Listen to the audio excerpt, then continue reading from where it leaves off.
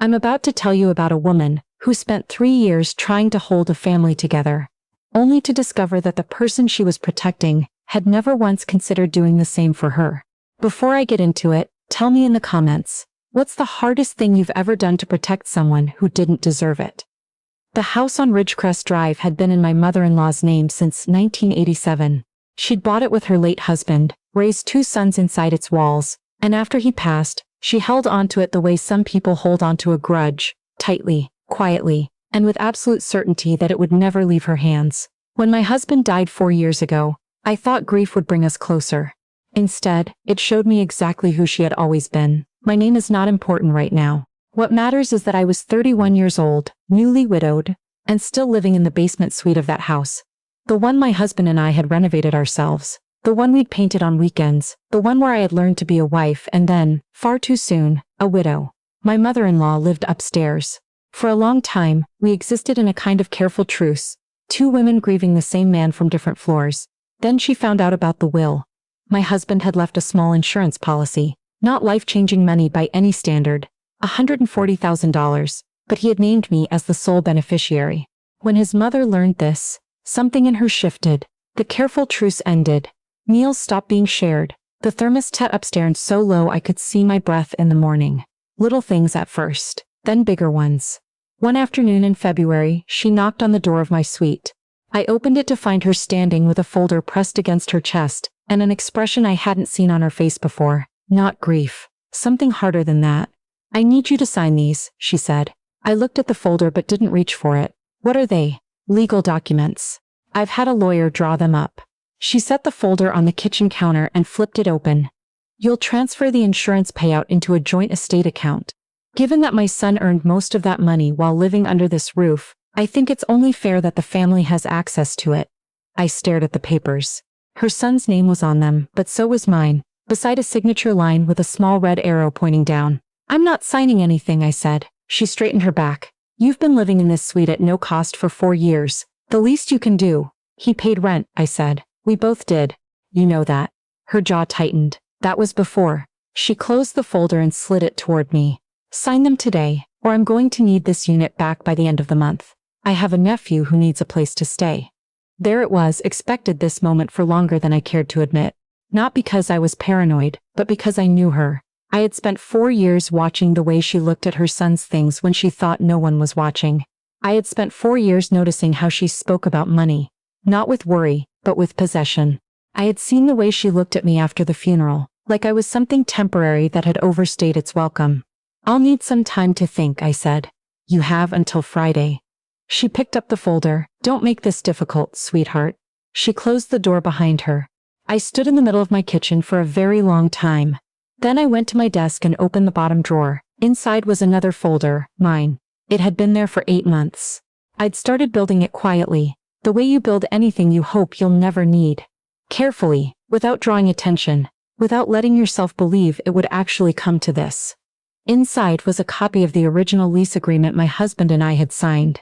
A printed summary of the Residential Tenancies Act for British Columbia.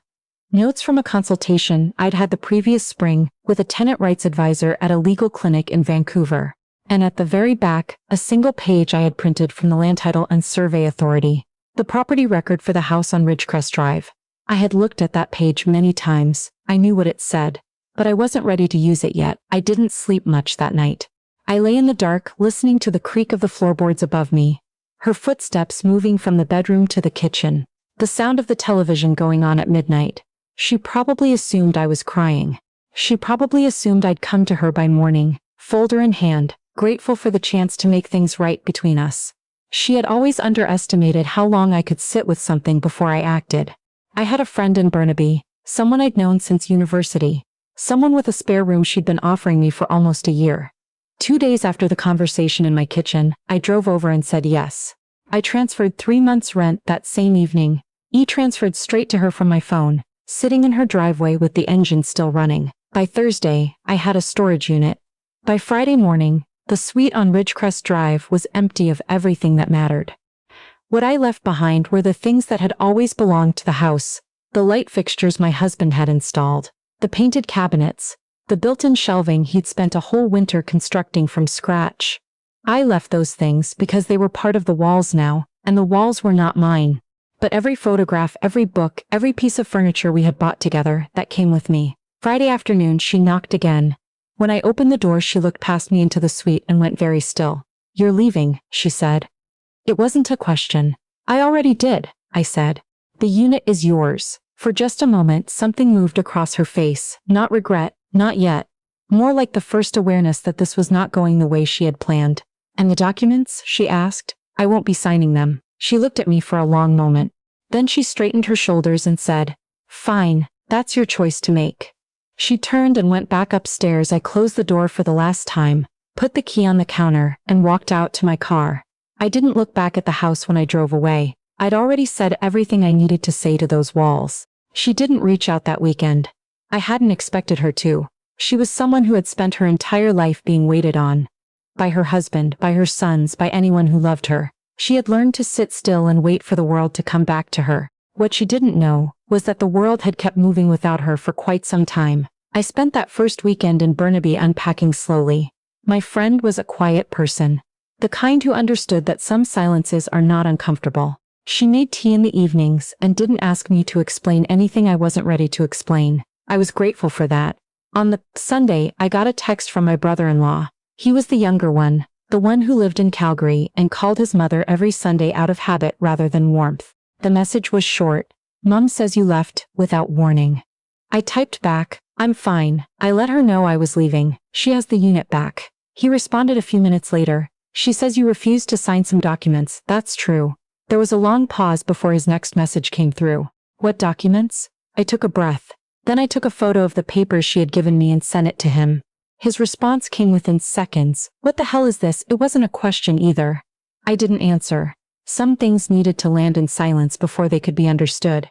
By Monday morning, she still hadn't contacted me directly.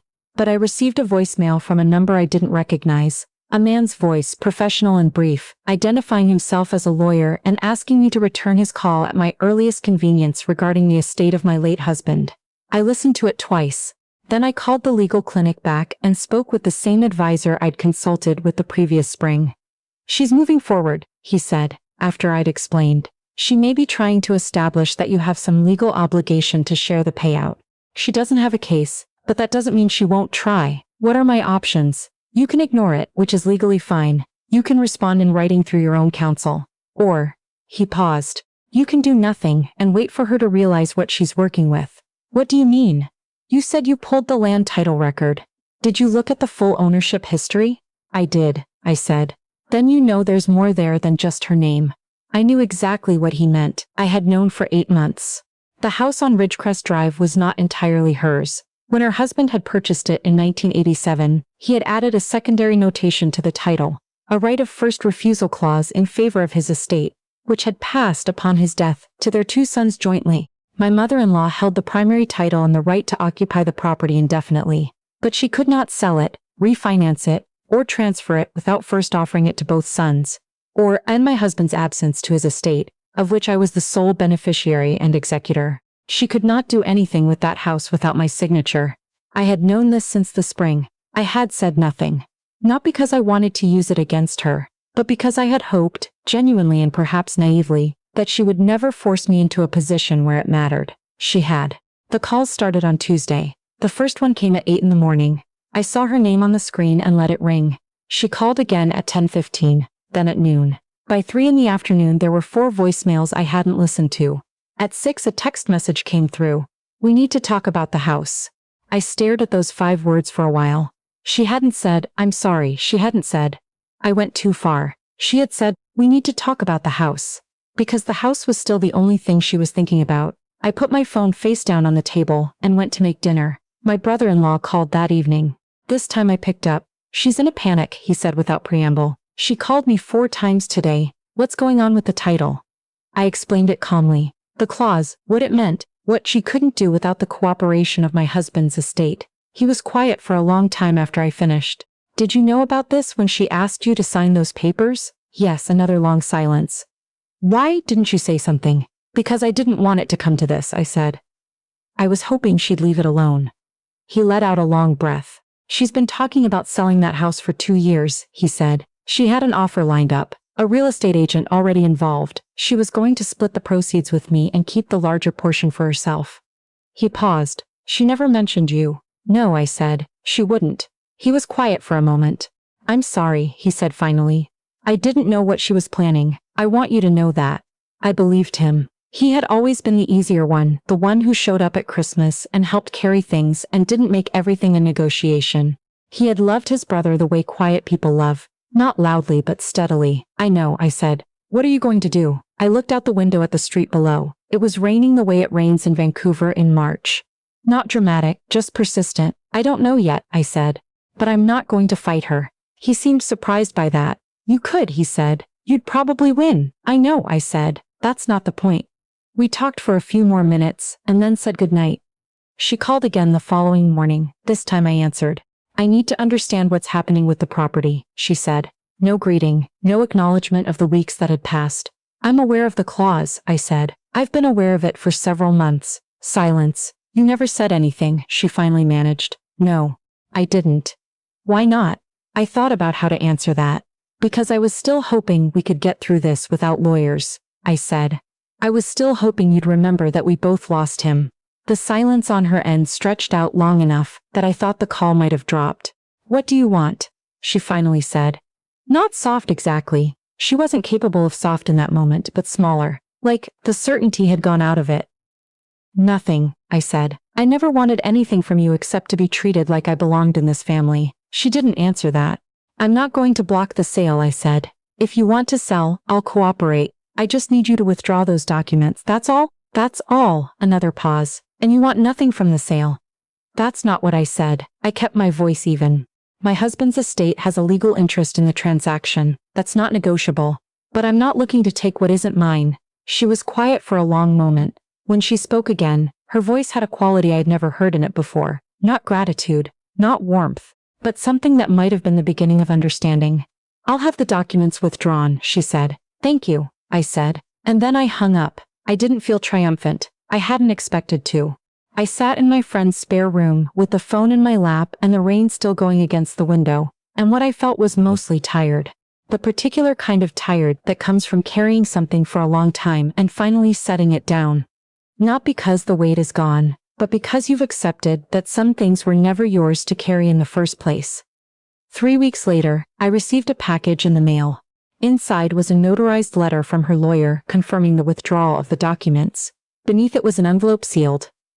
My name was written on the front in her handwriting, careful, upright letters, the kind you use when you're trying very hard to get something right. I sat with it, unopened, for almost an hour. When I finally opened it, there was a single card inside, one of those plain ones they sell at the drugstore, cream-colored with nothing printed on it. She had written 4 sentences. I handled this badly. I know that. I don't expect you to forgive me. But I want you to know that he loved you very much, and I should have treated that with more respect. I read it 4 times. I thought about everything I could have written back. The years of careful dinners and bitten tongues. The holidays spent smoothing over silences. The way I had sat beside her at the funeral and held her hand while she cried, even though my own grief had nowhere to go. I thought about all the times I had chosen her comfort over my own, because he would have wanted me to. I set the card down on the table. Then I got a plain envelope from the drawer, addressed it in my own careful handwriting, and wrote her back. 1 sentence. I sealed it before I could change my mind and dropped it in the mailbox at the end of the block. The house sold 6 months later. The legal interest from my husband's estate was processed correctly, handled through probate without drama. My brother-in-law called when it was done, just to say it was finished. We talked for a few minutes about nothing in particular. Before he hung up, he said, "She kept your letter, you know. She has it on the fridge." I didn't ask him what she had told him. It said, "Some things are better kept between 2 people who are trying, however imperfectly, to find their way through. But in case you're wondering, and I think some of you are, what I wrote in that letter was this: I forgave you a long time ago. Not for you. For him." She had spent months fighting for a house that was already slipping out of her hands. She had pushed away the one person who had the legal standing to complicate everything, and who had chosen again and again not to. Some people spend years confusing what they own with what they love. By the time they figure out the difference, the things worth keeping are already gone. I don't know what she does with her evenings now, in whatever place she moved to after the sale. I don't know if she walks past homes that look like the one on Ridgecrest Drive and feels something catch in her chest. I don't know if she thinks about the daughter-in-law who stayed long after she had any reason to, or the son who built shelving on winter weekends and painted the kitchen a color she never quite liked but never said so. I know what I do. I have a small apartment now on a street with maple trees. In the fall, the leaves come down all at once, bright and brief and unmistakably Canadian. I have a rug I bought myself and a coffee maker that works exactly the way I want it to, and mornings that belong entirely to me. Some losses take everything from you. Some losses, if you let them, give you something back. Before you go, leave a comment and tell me. Was I right to walk away, or should I have fought harder? And if this story reminded you of someone, share it with them. Sometimes the people we love need to hear that walking away in peace is its own kind of strength.